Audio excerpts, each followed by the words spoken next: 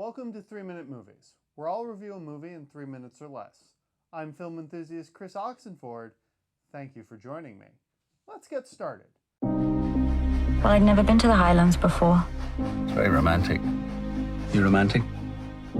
He's a wonderful man, but he's a mess. I want to know what happened to Eric. This is the BBC. Allied forces in Singapore have surrendered to the Japanese. When we surrendered, the Jap said we weren't men. A real man would die of shame. You have no honor. You're here to help us. To build a railway. If you help, you will have a good war. But we said no.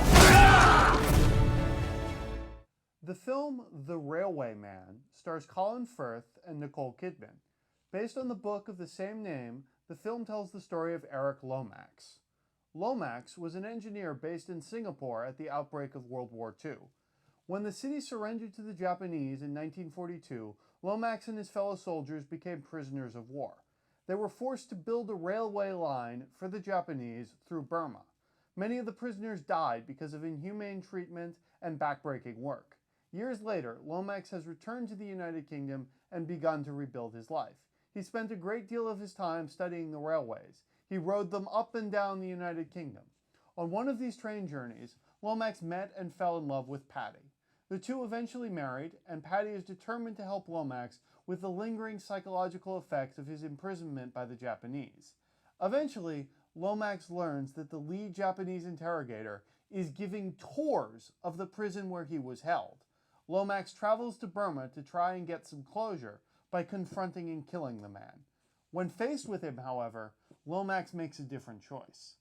This film is an interesting character study of two very different men, Lomax and his Japanese interrogator.